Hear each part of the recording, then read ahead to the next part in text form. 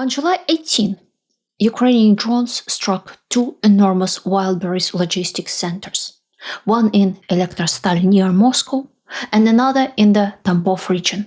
8 workers were killed, dozens were injured, their warehouses burned, and with them burned merchandise belonging not only to one giant corporation, but to tens of thousands of Russian entrepreneurs. Then the attacks continued. Wildberries facilities were struck in the Krasnodar and Stavropol regions and near St. Petersburg. In less than a week, what initially looked like an isolated attack began to resemble a deliberate campaign against Russia's largest online marketplace. Ukraine says the warehouses were involved in supplying components for Russian drones, navigational equipment, military clothing, and other goods used by the armed forces. Russia describes them as civilian targets. But the real importance of this story goes far beyond what was stored inside any one building. Wildberries is not simply an online shop. It is part of the infrastructure for which modern Russia functions. Hundreds of thousands of sellers depend on it. Banks finance the company and its merchants. Workers, manufacturers, landlords, couriers, and pickup points owners all rely on the same network. Destroying one warehouse, therefore, means more than destroying a building. It can wipe out the working capital of thousands of businesses at once, weaken banks, disrupt deliveries, reduce tax revenue, and force the state to spend money repairing yet another crisis. And this reveals one of the central weaknesses of Putin's Russia. To make the country easier to control, the Kremlin concentrated money, information, logistics, and commerce inside a limited number of giant structures. Monopolies are politically convenient. They are also chokepoints. I'm Elvira Bary, a writer born in the Soviet Union. On this channel, I explain Russia through the systems of power, fear, and dependency that hold the country together. Today we will examine why Ukraine has begun striking a new category of targets, why Wildberries matters far more than an ordinary retailer, how the damage can spread from a burning warehouse into banks and the state budget, and whether this strategy can make Putin's war increasingly difficult to finance and manage. Here's our roadmap. The war behind the front, why Ukraine is expanding its target list. Putin's monopoly state, how economic concentration made Russia easier to control and easier to disrupt. The Wildberries Chokepoint, why one marketplace became essential to hundreds of thousands of businesses. Too big to abandon, why the government may eventually be forced to rescue the company, making the war unaffordable. How Ukraine is trying to create more crises than Putin's system can absorb. Please follow this show on Spotify. It genuinely helps more people discover it. And here on YouTube, you can support this work by subscribing, sharing the video, joining my think tank, or leaving a super thanks. Thank you for being here. Let's begin with the war behind the front and why burning a warehouse may matter far more than it first appears. The war behind the front. Wars begin with armies fighting armies, but the longer they continue, the farther the battlefield expands. An army depends on an enormous structure behind it. Fuel must reach vehicles, factories must replace weapons, banks must finance production, and the civilian economy must continue generating the revenue that supports the state. Russia expected the invasion of Ukraine to end quickly. Instead, Ukraine survived, and the Kremlin settled into a prolonged war. It mobilized more men, expanded military production, constructed defensive lines, and accepted losses that would once have seemed politically impossible. By 2026, the conflict had become an industrial contest. Russia had more people, money, and production capacity. Ukraine had fewer resources, but developed a remarkable ability to use relatively inexpensive drones against costly and difficult-to-replace targets. That changed Ukrainian strategy. Rather than trying to destroy every Russian weapon at the front, Ukraine increasingly began attacking the systems that allow Russia to produce, transport, and finance those weapons. Oil refineries were an obvious target. Russia needs fuel for the army, but refinery disruptions also affect agriculture, transportation, and civilian industry. Damage to a few installations can therefore produce losses far greater than the price of the drones used to strike them. Russia adapted by strengthening defenses around important facilities, dispersing equipment, and redirecting fuel from less vulnerable regions. Refineries remained valuable targets, but Ukraine continued looking for other pressure points. This is the logic of a long war. Once one side learns to protect a particular target, the other searches for something less protected. Wildberries warehouses offered a new opportunity.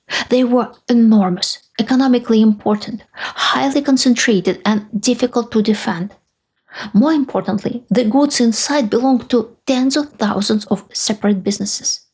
A damaged refinery primarily hurts one large company and the industries that depend on its output. A destroyed marketplace warehouse can ruin thousands of entrepreneurs immediately. The consequences are not limited to the physical loss. Sellers begin questioning whether it is safe to keep inventory inside the platform. Banks reconsider loans. Other warehouses become overloaded. Investors reassess logistics properly. The fire may be extinguished within hours. The disruption can continue much longer. Putin's monopoly state. To understand why these warehouses matter so much, we must look at how Putin's Russia was built. A ruling group that captures the state cannot depend on public trust. It depends on control. Over time, the Kremlin subordinated the courts, the media, the security services, and the commanding heights of the economy. Ordinary people were left with little choice but to adapt. They might dislike the government or oppose the war privately, but they still had to earn a living. They found work inside state institutions, borrowed from state-controlled banks, accepted government contracts, or built businesses on platforms connected to politically protected capital. This is one of the central mechanisms of authoritarianism. The state does not require genuine loyalty from everyone. It needs people to remain dependent on the system and unable to build a viable life outside it. By working, borrowing, selling, and paying taxes, people support the same state that limits their political choices. Their behavior is individually rational, but collectively, it keeps the system alive. This matters because Putin can continue the war as long as he has enough money to pay the armed institutions that protect his rule: the military, the police, the National Guard, and the security services. Energy exports still provide important revenue, but Russia has lost much of its former European market. Sanctions, military spending, and high interest rates have increased pressure on state finances. Domestic economic activity, therefore, matters more. Russia's war depends on the ordinary circulation of money through the civilian economy. Companies earn revenue, salaries are paid and spent, goods are sold, and the state takes a share at every stage through taxes, duties, fees, and social contributions. The civilian economy is not separate from the war. It helps finance it. The Kremlin's preference for large companies makes this system easier to supervise. A giant corporation can be controlled through its owner, chief executive, lenders, or regulators. Millions of truly independent businesses would be much harder to manage. That is why Russia has developed dominant banks, state corporations, centralized retail networks, and digital platforms through which a growing share of economic life passes. But concentration creates a weakness. When an entire sector depends on a small number of companies, those companies become national choke points. The Wildberries Chokepoint. Wildberries became Russia's largest online marketplace by giving small sellers access to customers across the country. It handles storage, payment, advertising, delivery, and returns, while its pickup point network reached places where traditional retail remained limited. After Western companies left Russia, marketplaces became even more important.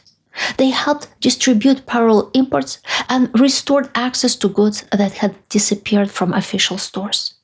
This convenience came at the price of dependence. Wildberries controlled where merchandise was stored, how products appeared in searches, what sellers paid, and when they received their money. Sellers remained legally independent, but the platform controlled their route to the customer.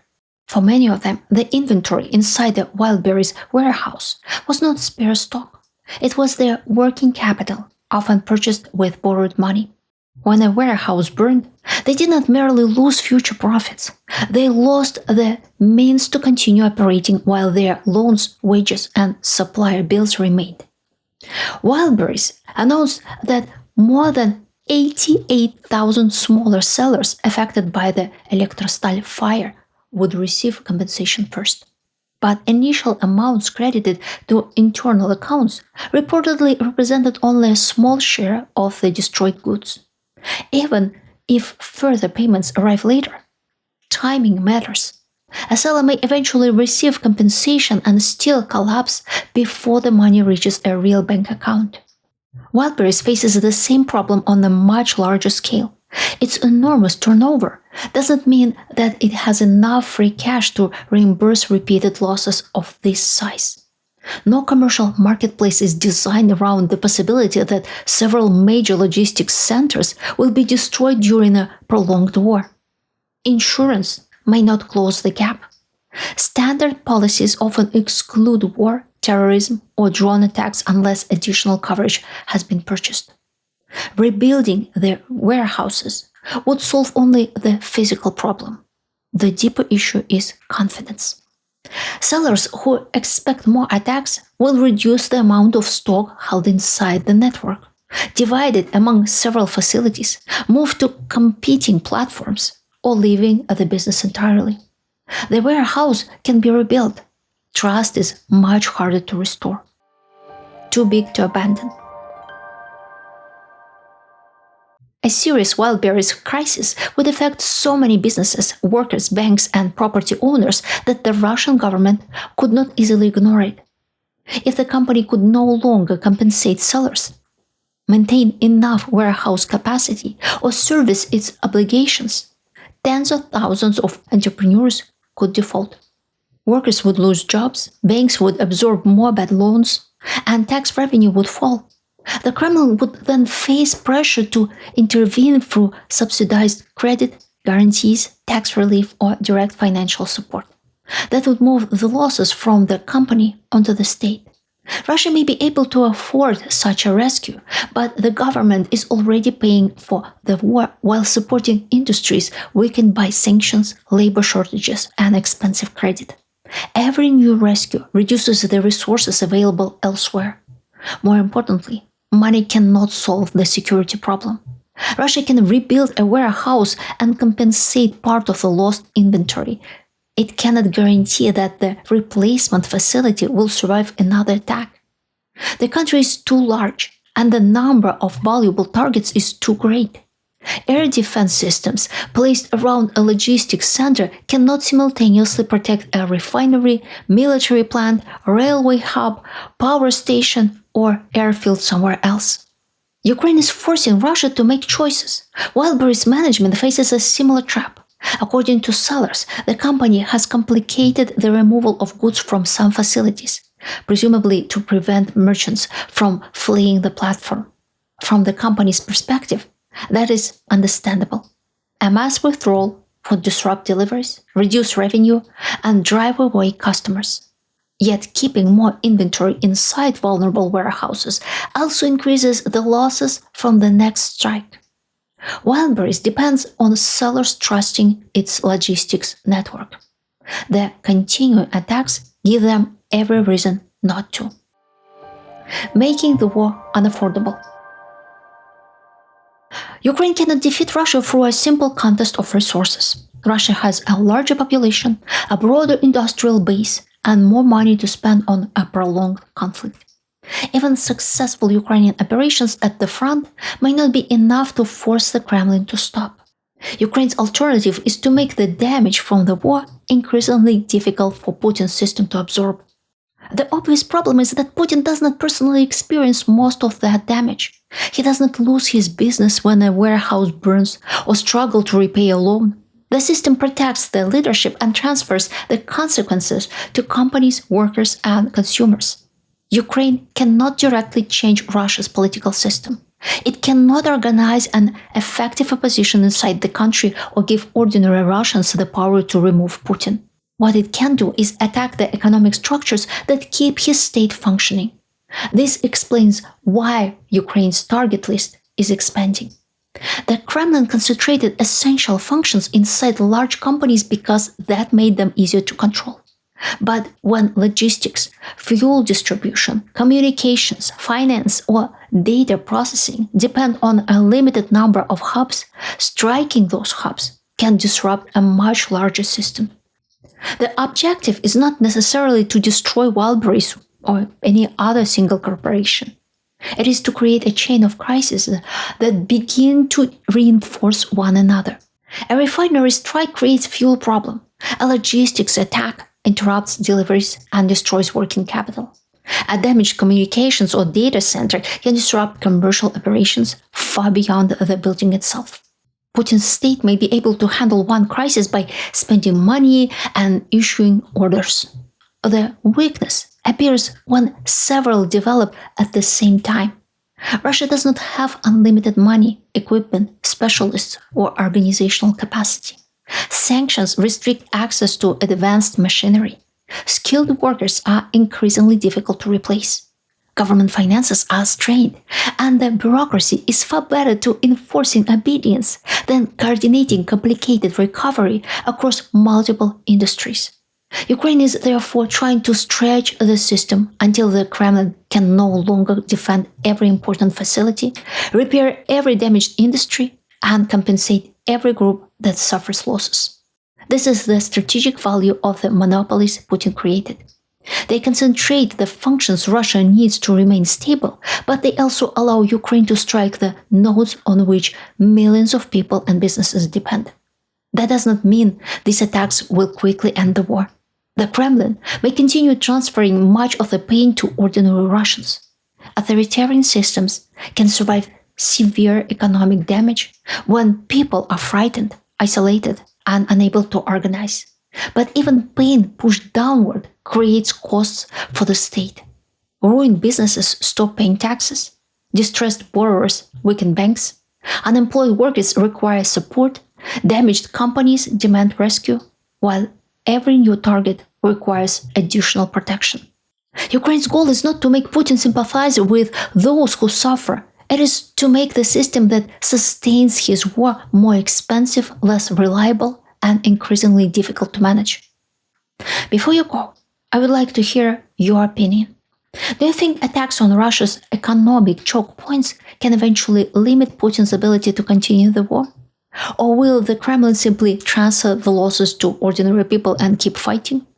Please tell me in the comments. If this episode helped you understand the system behind the headlines, please like the video, subscribe, and share it with someone interested in Russia and Ukraine. You can also support this independent channel by joining my think tank, leaving a super thanks, using PayPal, or tapping hype points. And please follow the show on Spotify.